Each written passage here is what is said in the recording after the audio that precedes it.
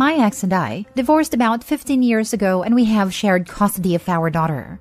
In the divorce, she wanted a house, but I fought hard against it because it's been my family home for 3 generations before I inherited it. In the end, we came to a compromise that was signed off by the judge. Basically, she gets to live in the house rent-free until our daughter turns 18, then I get it back.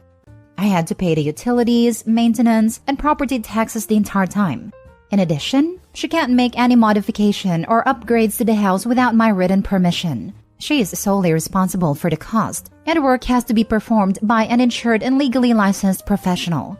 I've been sending her move-out notices for months in anticipation of my daughter's 18th birthday, and recently that came to pass.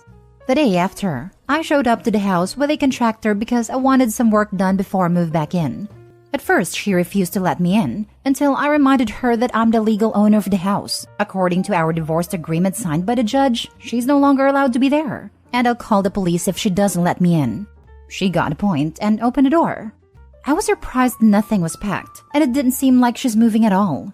We were arguing as I walked through and inspected my house.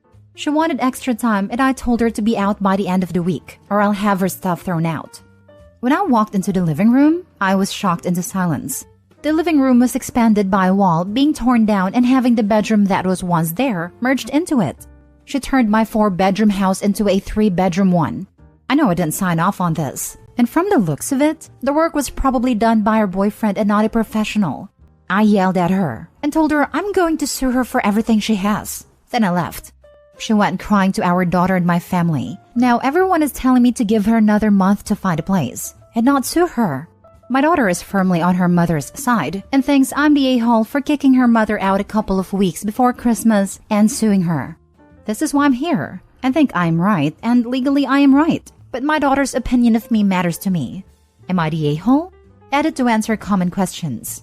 My daughter is a freshman in college, and I rent her an apartment near campus where she lives by herself. She has a room in my house, and I assume will have a room wherever her mother lives.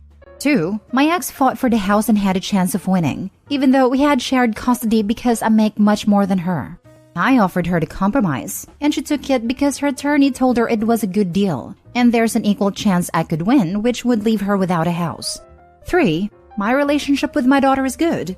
She didn't tell me about the renovation, because early on I told her I don't want to talk or hear anything about her mother, unless it's something that's affecting our daughter negatively. My ex was dead to me, and I wanted to spend time with my daughter building new memories. Now for the top comments. Not the a-hole. The rules for this arrangement could not be more clear. Let's not even talk about the removal of a wall. It can actually cause structural problems. I would get a structural engineering inspection on the entire property to make sure the lawsuit includes everything. And goddamn was the judge unfair. Why the heck is she allowed to live there in the house rent-free for 15 years? Why? Just because she gave birth to a kid she gets a home for free? Not the a-hole. Christmas is a day. She intentionally messed up the value of your house without your consent, against the judge's orders. Sue her. Not the a-hole. She has known for 15 years that when your daughter turned 18, she was to move. Her lack of planning is on her. It's absolutely ridiculous that she didn't have a plan to be out by the daughter's birthday. Exactly this. She didn't bother planning ahead because she thought Opie wouldn't go through with it because of their daughter.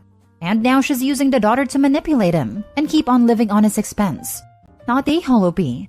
You should talk to your daughter and explain your side of things, especially if your ex has been filling her head with lies or has been putting her against you. Because why would she hide or not mention the renovations otherwise?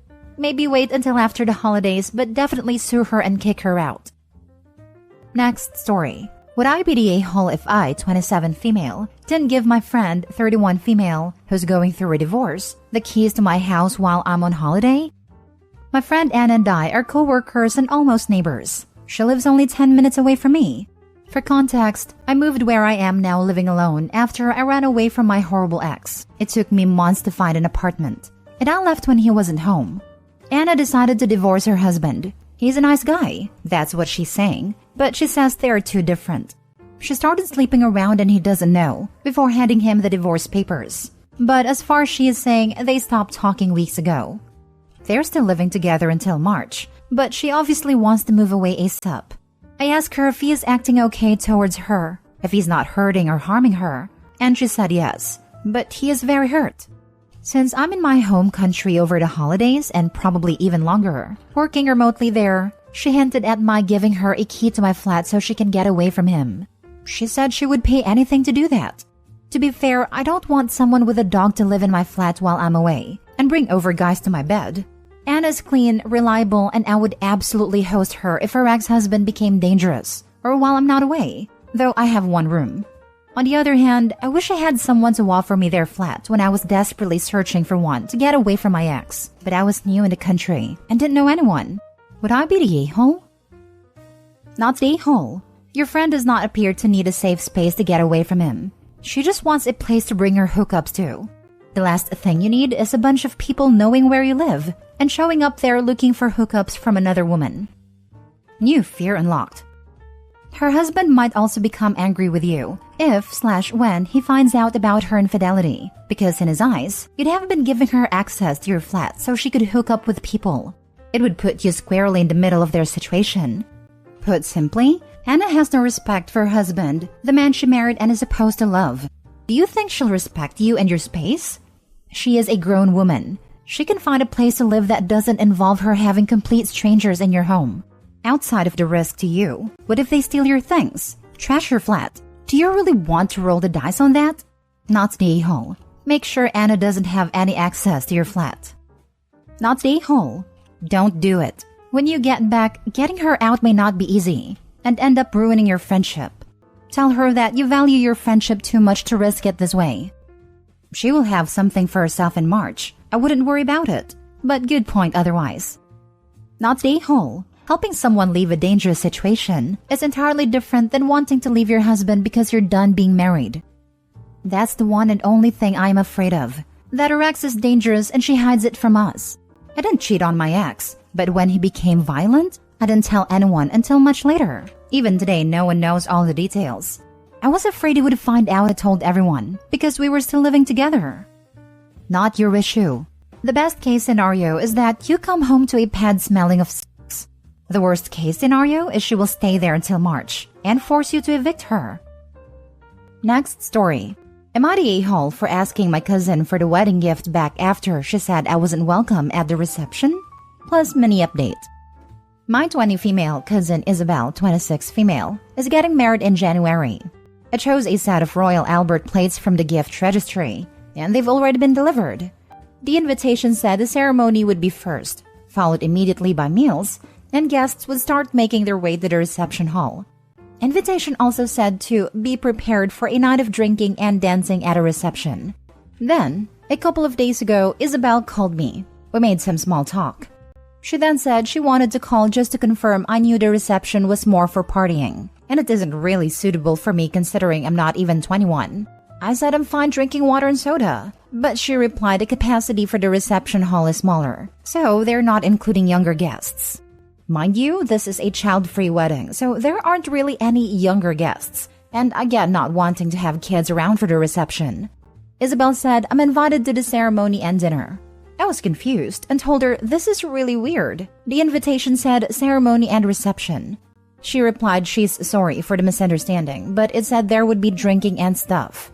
Eventually, I told her, okay, I respect that, but if she could kindly send the plates back so I can get a refund. Isabel asked why, because I'm going to be there for the most important part, and they've included me in the catering. I said I was expecting to attend the entire wedding, not half, and I bought the gift based on that. I might not attend it all now, so she needs to send the plates back, and I'll decide another suitable gift if any. She said no one takes back gifts, and it's not like I'm uninvited. If I don't want to come now, that's on me, and I've already gotten the gift. I also got a text from my other cousin, Isabel's sister, that I'm making a scene. She's 19, by the way, and attending the reception. I know another cousin the same age as me is attending the reception, and I think Isabel's talked to other relatives about it. My fiancé thinks I'm okay though.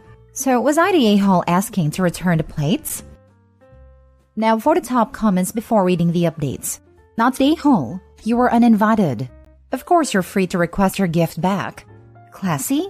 Probably not, but that's not the bride's theme anyways. The bride uninvited her from the reception, so OP uninvited her as a gift receiver. And her reason was also so meh.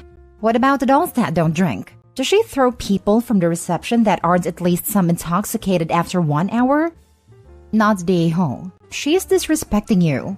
You are an adult, not a child. And her sister, who is younger than you, is going. Yep, it sounds like she didn't plan her wedding well, and probably planned for more no RSVPs than yeses, and is now trying to backtrack because she didn't get a big enough venue. It's one of the first big decisions you have to make. Same as making sure there's an indoor option if you plan to have your wedding outside. Example, we planned on inviting around 100 people to our wedding and asked venue about capacity, parking space, seating, etc. They said they've had up to 300 cars. Obviously, we're expecting nowhere near that many people, but it made sure we didn't have any potential issues, like what I suspect is happening with your cousin. That's the a-hole. Don't invite people if you don't want them to attend. And her excuse is BS. You're 20, not 13 or 15. Plenty of 20 years old hang out around 21 to 23-year-olds because it's the same age group and she's your cousin. So I'm sure you've seen each other at family events if you live close to each other. Not the a-hole. If she didn't want younger-aged people during reception, then she should have informed you before. But she didn't. You gave the gift on the basis that you're attending the whole wedding. Since she can suddenly uninvite you from reception, then you can also ask for your gift back. To be honest, I feel like she wanted the gift before rejecting you. Sorry, because I always think of the worst reasons for things happening. But whatever it is, you are absolutely right in wanting your gift back. But your relationship with her might be damaged, so be ready for that. I don't even think she thinks much of the relationship between you and her, since she is uninviting you from the reception but not giving a proper reason other than your age, and also acting salty about returning the gift. Edit. I have a small update. I just got off the phone with my mom because I wanted to ask her if they'd picked a gift for Isabel yet. Otherwise, they can potentially take mine and the whole situation. She said Isabel called her too and said they're welcome to the ceremony, but the reception is more for friends and partying. My parents are definitely above 21, and they also had ceremony and reception on their invitation. Parents were planning to gift money, so they haven't given it yet. They think it was really rude of Isabel to invite then uninvite, and they might not attend the ceremony but not sure. And I am officially confused. Why not just have a ceremony in our invitations in the first place? Last story. Am I the a-hole for causing my ex-girlfriend's father to lose his job? A while back, I, 40s male, dated a woman, 30s female, whose father, 60s male, was a nice enough person, but a bit overprotective of his adult daughter. After about a month of dating, and without any reason to do so, he ran a full background check on me, including a credit check, without my knowledge or permission. It came back clean, and my girlfriend told me about it immediately after the fact. I noticed a 5-point hit to my credit rating, but that wasn't a big deal. I was more peeved that someone ran a criminal and financial check on me without my knowledge or consent, but I decided to let it go to keep the peace. We broke up 3 months later and had little contact after the breakup. Approximately 2 months after we broke up, my now ex-girlfriend reached out to me. It turns out her father ran the background and credit checks through his work. He hired employees, so he had access to his company's system to run the checks. He digitally clicked that I had granted consent to the checks, but of course I had not done so and he had no backup. His company's internal audit department was giving him a hard time to provide the backup. She asked me to complete and retroactively date, sign and email a form consent to the checks to her. I was still a little peeved about the checks, so I declined to do so. She went nuts, and her father even called trying to explain his position. He was much nicer about it than her, but I still declined. Ultimately, the internal auditor for my ex's father's company called to follow up and determine what happened, and I told the auditor the entire true story. And my ex's father lost his job. He was close to retirement, but I know I set him and his wife back a bit. She occasionally lashed out via text for a month after calling me an a-hole. It was a relatively minor inconvenience to my life, and it did cost him a lot. So I ask you, Reddit, am I the a-hole? Not the a-hole. He misused his position and got himself fired. Yeah, this is a huge breach of ethics and a massive liability issue for his company. I hope he may have been nice enough to just tell the internal auditors the truth, but he would have been well within his rights to pursue legal action over this. He deserved to be fired for violating people's privacy just because he felt like it. The vast majority of people don't have access to these types of systems, and they still have romantic relationships without needing to background check people. Overprotective is one thing, but this is another matter entirely. OP, if you're feeling guilty over this, think about the fact that if he hadn't gotten caught, he probably would have kept doing the same thing to other people. Maybe his daughter's next boyfriend, maybe a new neighbor, maybe a stranger who he just doesn't like. Some of them might have been negatively affected by the credit score hit. Others might have something in their background that he could use to blackmail them or destroy their lives. You are absolutely not the a-hole. Also, now that her father has been fired, he can be a cautionary tale for his former coworkers who might be considering doing the same thing. Whereas if he got away with it, he'd be an example of being able to get away with it, which would only encourage coworkers to do the same thing. I've been at my job for 19 years. Despite having been there for such a long time, I am 100% aware of what things are ground for immediate dismissal, and I don't do those things. In fact, we take yearly training on things like protect people's personal identifying information. There's no way that Dad didn't know. He got himself fired for looking up someone's PII without their consent. There was even a checkbox he had to check that said he was doing it with consent. He did it to himself. Why he thought it was worth risking his retirement over? Well, now he'll have plenty of time to think about that. For crying out loud, criminal records are public. If he was concerned about that, he could have paid $20 to look those up online, on his personal machine, and not gotten in any trouble at all. Dad lost his job in retirement because he couldn't spend $20 of his own money on something that wasn't his damn business anyway. OP is the victim, not the dad. Dad fooled around and found out, not the a-hole.